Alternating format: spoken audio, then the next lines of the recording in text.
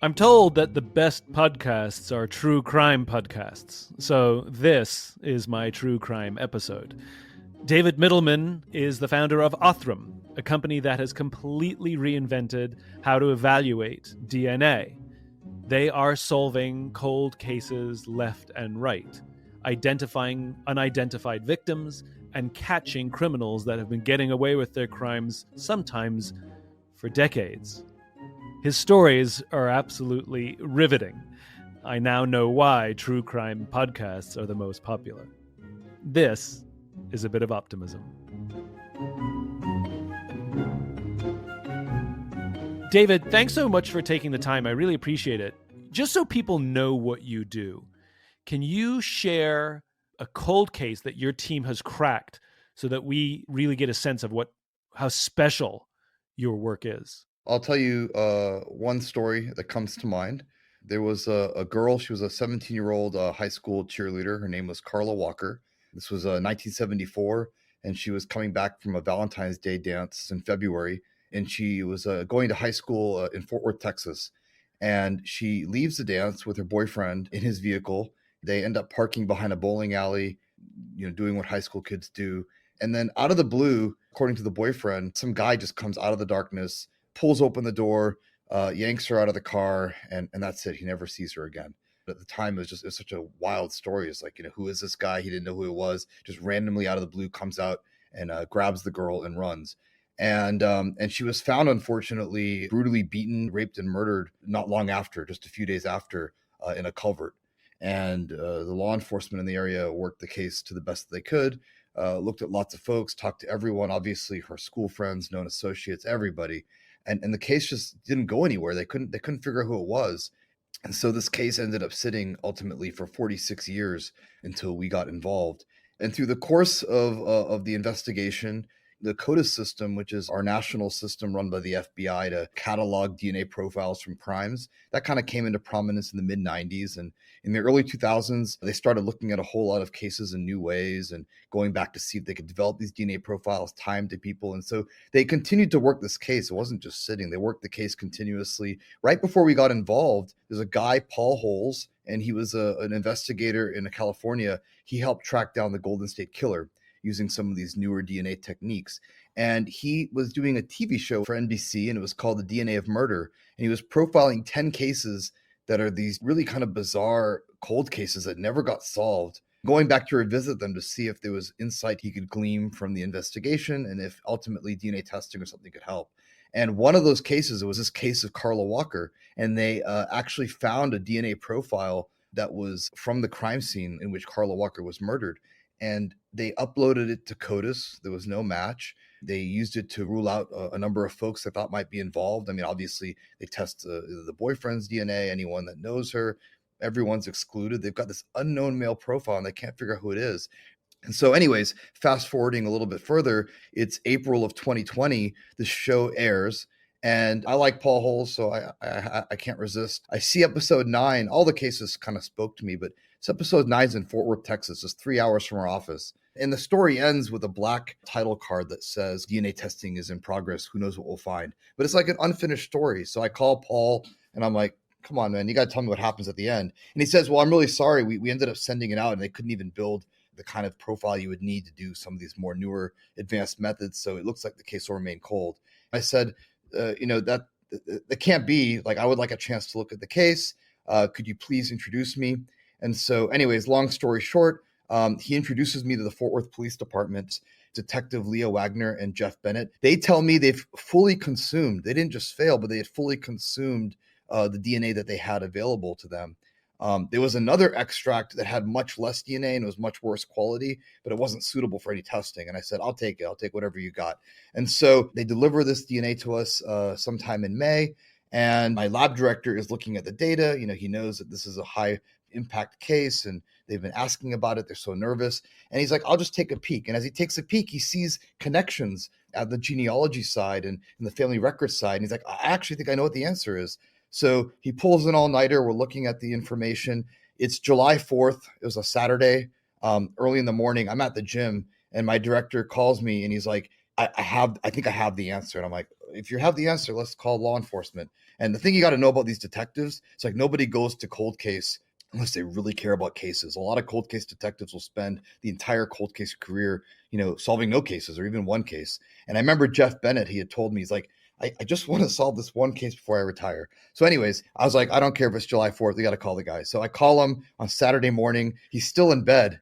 And he's like, hello. And I'm like, Jeff, I have some news. So I get my lab director on the phone and we start to tell him about what we had found.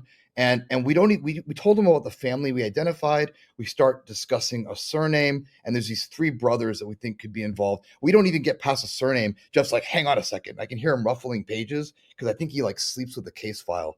And he's like, could it be this guy? And we talk about it. Anyways, turns out what they had not told us is that when the crime had happened, the guy, when he pulled the door open, he had knocked unconscious the boyfriend with the bottom of a gun, and the magazine discharged. It fell onto the ground, and it was actually the gun was not recovered, but the magazine was. So they had a pretty good idea of what weapon was used in the crime, and they actually had done kind of like a request for anyone that had a gun like that or had purchased one in the near time in that area. And there's like probably 100 people that had bought a gun. But guess what? One of the guys that had bought it was this guy that we ended up identifying. So he recognized the name. He's like, that guy's on my list. And so now with this new information, they go back to their group. They end up doing a tremendous amount of investigative work after we did our part, because we don't solve the case. We just provide leads. We just provide information. And so they go back and they test the DNA from this guy, and he matches a crime scene, not using our technology, but just using standard CODIS. Because CODIS is really good at confirming identity. It can tell you that you were at a crime scene. It's not good at finding someone. So if you're not in the database, it won't find you. It can just confirm once you're there that you're the person. So it confirms that he's the guy. They arrest him, and he confesses. And while he's in prison, he does a radio interview and confesses again and tells the radio host that it was an accident. Something between it was an accident and she brought it upon herself, because apparently from his perspective, they were bickering. He rescued her. Then he got the wrong idea. And anyways, she ended up dead. It's actually not uncommon to blame the victim when something like this happens.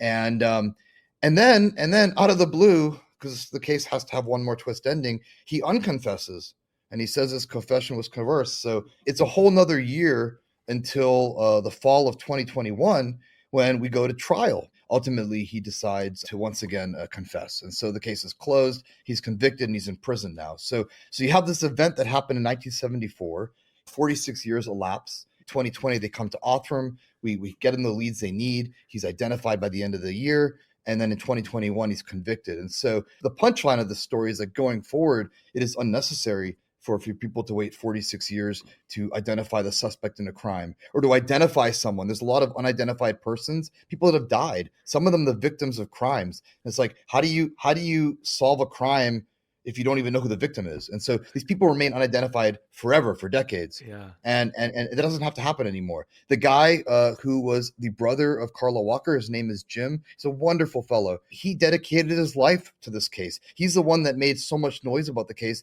that he got this TV show picked up. He lived in the same house for 46 years, and he told me he didn't want to move because he was hoping that one day a police officer or a detective would come to his door and say, here's who killed your sister. The world kind of moves on when something like this happens, but these families are frozen in time. They cannot move forward. They're destroyed by the tragedy. There's no path forward because they don't get an answer. I can't think of a more crueler fate.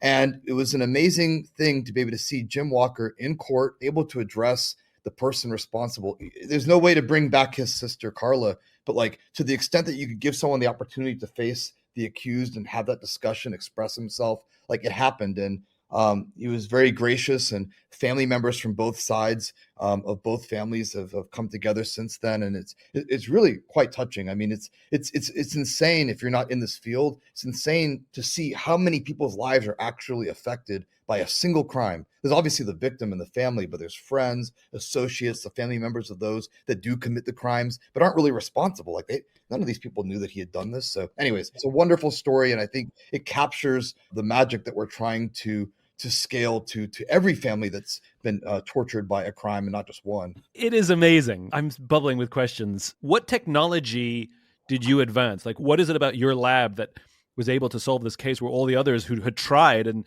did the DNA work were unable to come to the same conclusion? So there's a few things that we do differently. CODIS was developed by the FBI. The way the system works is that if there's a crime that's committed and they recover DNA from the crime scene, or if you died and they don't know who you are, they can develop a profile. And the profile is basically a set of DNA markers. There's a lot of spots in your DNA, and the DNA letter at that spot could vary. And so if you take a number of markers, you can get a profile. And CODIS started out kind of small. So I think it was like 8 markers. Now it's like 20 markers. But there's these 20 markers in your DNA. And the information at these markers varies from person to person sufficiently that the odds of you and I having the same information at all 20 markers is essentially, in the quadrillions. You'd need more people on Earth than exist to be able to have the chance of finding another person with Right. that information. So that's what makes CODIS so powerful. It's like a very straightforward way you can sample a few positions, 20 positions. And it's been the mainstay for the last 30 years. It really transformed forensic investigations in the late 80s. The biggest issue with CODIS is that CODIS was designed to track repeated crimes. So you commit a crime, you're convicted of that crime, they know who you are, they log you. So if you ever commit another crime, or you already have, they can connect the dots and say, well, hang on, this guy's responsible. And particularly for like across state kind of situations, right? You commit a crime in Florida, now you're in California. There's a national system that ties that together. So you can't hide by jumping from state to state. CODIS works perfectly for what it was intended to do, which is to track the criminal behavior of known people that commit crimes. But here's the thing. Let's say, someone's walking in the woods and someone murders them and there's no identification on the body. That's not something CODIS was designed to tackle. And so the problem is, because CODIS is really the only real DNA tool that's been around for the last 30 years, they just use it for everything. And so there are going to be situations where CODIS is not the appropriate solution, or rather they use CODIS and it doesn't return an answer. And they're like, well, I did what I could. The second thing is that CODIS has certain requirements, as all testing does. You need certain quality of DNA, certain parameters to make it work. So to answer your question, you're asking what makes Othram different. Othram is different for a couple reasons. Number one, we can access information from DNA that's been considered essentially unusable, too degraded, too low quantity, right? DNA that like literally can't be used in any other test. So even if the person was in CODIS, you'll never know because there's not enough DNA. We worked a sex assault in Las Vegas from the equivalent of about 15 cells worth of DNA. There is no laboratory that would accept it. They tried, trust me. Number two, instead of 20 markers, we're collecting tens of thousands to hundreds of thousands of markers. So we're collecting a lot more information and we can learn a lot more about that crime scene. And what that allows us to do ultimately is to access the biogeographical origins of somebody. And the other thing we can do is we can do long range relationship testing. And we can, if for an unidentified remains, we can find the next of kin. In a case like Carla Walker's case, we can trace through public records and family trees and sort through and figure out who the person responsible was. How did you find yourself on this path in the first place? I started working in this space. Forensics is newer to me. I started working in the space during the Human Genome Project, and I got really fired up about this initial effort. The Human Genome Project was this effort to figure out essentially what all the DNA letters of a human being are. And the idea is if you could build this kind of map of all the letters, you could then use that to do research and prove health. You learn so much from understanding what the DNA sequence of a person is. And so I worked in the Human Genome Project in the 90s. And then my first company helped bring a lot of this like kind of newer version of DNA sequencing and testing into the clinic.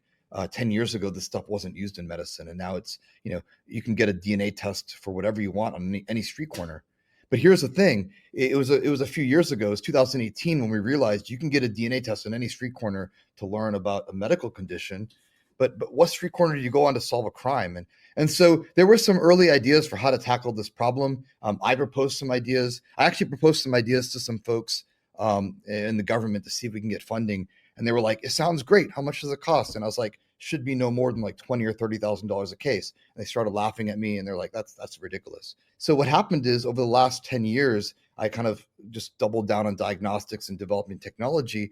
And what's happened is the cost of doing a lot of this testing, just like computers, cost goes down, power goes up. It's not just me, by the way. It's a team of 25 folks.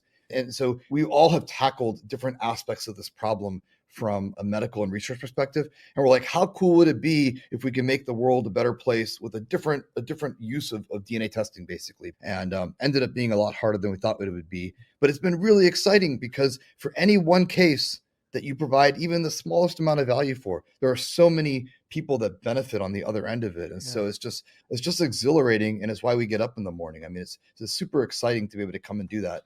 Right. We worked a case in Canada. This was a case, the guy was found in a septic tank after he was brutally murdered. And for 40 years, they couldn't figure out who he was. And they actually said he's never going to be identified. They spent $1 million Canadian on this case, like $1 million Canadian. And we solved the case for around 5,000 US. You can imagine the skeletal remains of this person were not in pristine shape, sitting in a septic tank and everything else that had happened to it. And we took these human remains and we were able to get usable DNA. We were able to build a profile. We were able to find a next of kin. Turns out he had a living sister. We eventually tracked her down. Case solved. And I'm telling you, they've done so much work, dental analysis, facial reconstructions. Like, who is this guy? They were like, he's probably not even Canadian. Maybe he was passing through. Like, I mean, it's a weird case, right? Like, no one knows who he is. So they just figured he couldn't have been from the area, but he was there, and he had a name, and he was waiting to be identified. By the way, one more thing, and sorry, Please. I'm a little passionate about this, but in Las Vegas, where I told you we were working a number of crimes, we identified a man that's never been accused of any crime, that had actually been the rapist and murderer of this girl. And as soon as we did that, they went back and were able to match his profile and CODIS to a few other crimes that we have nothing to do with. So that's another thing you should be aware of, is like, when you're working a crime, sometimes you pay one time for one case, but you actually solve a handful of cases. They're now looking at him for as many as 5 other.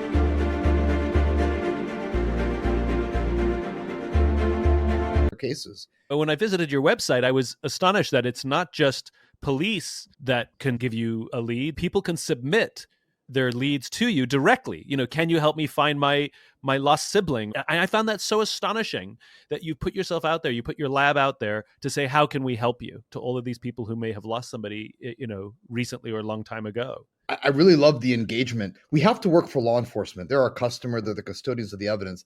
But it does not mean that we can't provide transparency to the crowd and to engage the crowd to help us.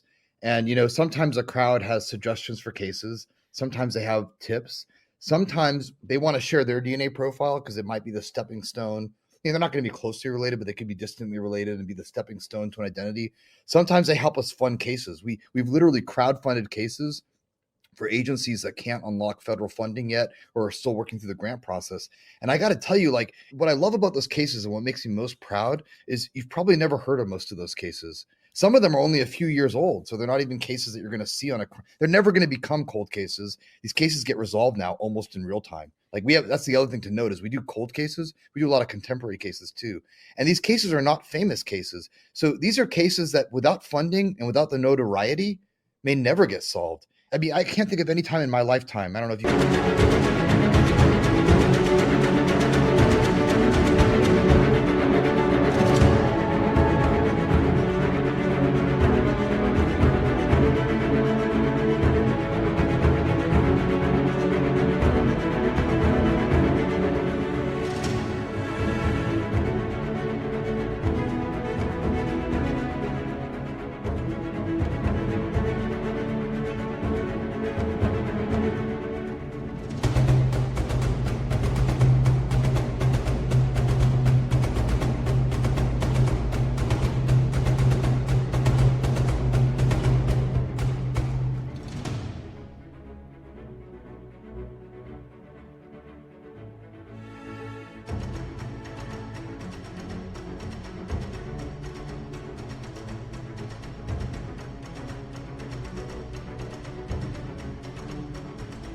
can in your lifetime. Like, when in our lifetime could the crowd basically direct the activity of a cold case investigation? It's wild. Like, if you stop to think about it, it's like mind blowing. So I love the technology. I love the DNA testing. I love solving crimes and helping agencies get answers. But like, I even love even more the idea that like this is a community endeavor. There was a lady that was murdered and found in the storage unit in Durham, North Carolina.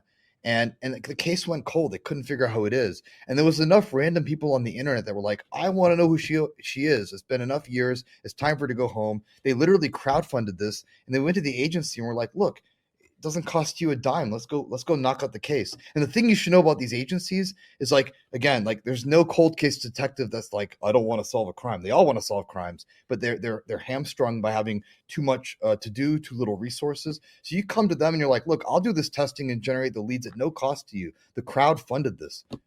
They're in. So we do it, and we ended up identifying her and getting her back to family. So that's a pretty wild thing. Like, with a little bit of participation from the crowd, you can take cases that otherwise would have just sat in a box forever and just get them sorted out. I think that's probably the most exciting thing about our business. Is there a favorite case you have that when you look at one project that you worked on that you're like, this summarizes the reason why I'm doing this work? This is the most satisfying case I've ever worked on, and I hope they could all be like this one. So here in Texas, we have a girl that was known as the Walker County Jane Doe. She was a kid, and she's literally the poster child for unidentified Jane Does. And she'd been unidentified again for like 40 years, since I believe the early 80s. She was found brutally murdered and sexually assaulted in Huntsville, like after Halloween night. It's terrible. And again, no leads. Her body was found on the side of the highway. And they don't even know who she is. So how are they supposed to figure out who did this to her if they don't even know who she is? There was just so many hurdles. The case was old. The skeletal remains, which generally are a good source of DNA, didn't work. So there was just nothing that could be done. They tried all sorts of DNA testing. We tried working with the bones, and we couldn't figure it out. And we ended up, again, it's just like there's enough people that care. The National Center for Missing and Exploited Children, they're partners with us. So we start working with them. Other people are getting involved. Next thing you know it, we find out there was an autopsy. There was this like little piece of material that was preserved during the autopsy. They applied this process to preserve it. And preserving tissue during an autopsy is a great way to be able to look at the tissue later, but it destroys DNA. But it's all we have left. So we take it, we literally invent a new method. We had to develop a new method to be able to read this kind of like broken up DNA. And in the end, we're able to get just enough DNA to where we can read and build a profile. And the crazy thing is, it was very easy to find the relative once we had the profile. The challenge was that most of the evidence was just unusable. And it took such a tremendous team effort from so many different agencies and dedicated law enforcement, nonprofits, and others just to find the thing we needed. And then in the end, a name. I mean, I just love how every other agency, if you'd given them this DNA sample, this preserved piece of tissue, they'd say, yeah, it's unusable, sorry. And you guys invented an entirely new technology simply to read the DNA. It's like leave no case behind is kind of our motto. So every time we encounter something new, we try to develop, if we don't have methods to access it, because it essentially it builds up our toolkit. Because again, like I don't want to go solve like the 10 most exciting cases. I want to get every case solved. And so to do that, we really have to be sensitive to the fact that there are such a wide diversity of inputs. It's like, trust me, every time I think I've seen everything that comes in from a crime scene, there's something else. So we once had to work on a piece of material. The agency called us. They're like, we have bloody gauze. I'm like, oh, it's great. Blood, no problem. Well, it comes to us. It's like bloody gauze from 40 years ago. So it's basically dust. And we're like, what do we do with this? And so you just never know what you're going to get. But what happened in that case? We were able to get DNA from it. So by the way, our success rate, I'm not here to tell you our success rate is 100%, but we are very conservative. If we haven't done enough cases where we feel we've had similar types of DNA and good outcomes, we'll actually reject the case and put it in our backlog. And we've had cases that we've had to reject in 19 and 20 that we've then gone on to help law enforcement solve in 21. That case I told you in Vegas with the 15 cells worth of DNA, I would have never taken that case in 2020. But what's happened is we've just continuously used less and less DNA, and we worked enough cases with low DNA. I tell them, like, look, this is risky. It's a lower amount of DNA than anyone's used, but it's a calculated risk because we've done other things that are similar. So yeah, I mean, we're very conservative. We're in no rush, but at the same time, we don't want to leave any case behind, right? So we either try to develop a method or it just goes on our backlog, on our waiting list until we feel like we can take a calculated risk to do it right. So you said policing agencies usually come to you as a last resort. Shouldn't they come to you first? I don't want to be pushy. They don't have to come to us first, but I'd love to be like the second or third call instead of the 50th call. So, because the problem is when you're the 50th call, you usually have no DNA left or it's in very bad shape. I got to tell you another quick story if you want to hear it. There's a number of cases where they'll have skeletal remains and they hire an anthropologist to do like analysis of the bones. And they can look at the bones and the markers on the skull and other parts of the skeleton. And they can tell you, this is a man, this is a woman.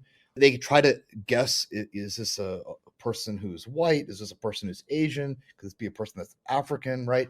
They do the best they can do, but especially like with partial skeletons, they're really imprecise. So we had a case actually like a week ago out of Michigan. In the report, it's like this body was hit by a car, dropped out of a high altitude, or like, this person was beaten to death. It was a terrible condition of these remains. And when they did the assessment of ancestry, they had a whole bunch of guesses. He might be black, he might be white, he might be biracial. It could be a whole bunch of things, right? But when we did the DNA testing, it turns out he wasn't. He was Asian. He was East Asian. And then when we look at some of the records, it turns out the investigators are looking to see, like, is there an East Asian person missing? And there's a guy who was a grad student in Michigan who had told his wife he's going to end his life. Grad school was a pain, and he didn't want to, he was under too much pressure. And he jumped out of an airplane, allegedly, is the story. And they found the plane crashed in Canada, but there was no body. Anthropology would have never led them to the answer because they had the wrong biogeographical origins. But once we figured out that the guy was East Asian, it begged the question, could this be the guy? They test a relative. It was the guy. They had found him. What are the implications of this technology outside of the work that you're already doing? Like flash forward a decade or two, what kind of things will this open the door to, do you think? I think we're going to drive repeat crime probably to extinction. I think if you leave DNA somewhere, you're going to get caught and you're probably not going to rape or murder another person. I think there'll be other kinds of cases that will resolve. I mean, we still in today's day and age have these cases of baby does, right? So babies that are discarded by parents that don't want the baby and don't want to take it to a church or a fire station or somewhere else and just like literally discard the kid. Those cases are hard to solve because obviously that baby is not in CODIS and it doesn't have a license or any identifying documentation. But like with DNA testing, these cases will resolve almost always. So crimes that have been traditionally inaccessible, serial predators that prey on others repeatedly and leave DNA, they'll get caught the first or second time instead of the fifth time. The idea of having a cold case, like unidentified person, I think that'll largely become a thing of the past. I think eventually this technology becomes a deterrent for crime. And that's, I guess, what I was alluding to. With respect to cases involving, the murder of a little baby or something else, is like eventually, if you get enough of these cases worked at scale, people begin to think twice. So maybe right now we're helping family after family. Then it moves towards doing this at scale to clear backlogs and reconnect people at scale. And then eventually works as a deterrent to keep society safe. Because if you want to do something terrible, you'll find something else to do, because harming people in a violent way and leaving DNA will no longer be something you can do more than once or twice without getting caught. What an astonishing thought, right? What a science fiction-y kind of thought, that violent crime is something you can perpetuate once, maybe twice at most, and that's it. It's kind of an incredible premise for a film, if you think about it. Yeah, it sounds science fiction-y, but I think it's science fact. In the very near future, if you leave DNA somewhere, you will be found and you will not leave DNA again. David, you are endlessly fascinating. Your work is endlessly fascinating. I wish you nothing but good luck and good fortune. If you want to learn more about David and his work, or if you'd like to actually find a cold case that you want to sponsor or promote, visit DNAsolves.com. DNASOLVES.com. David, thank you again. Such a pleasure. If you enjoyed this podcast and would like to hear more, please subscribe wherever you like to listen to podcasts. Until then, take care of yourself, take care of each other.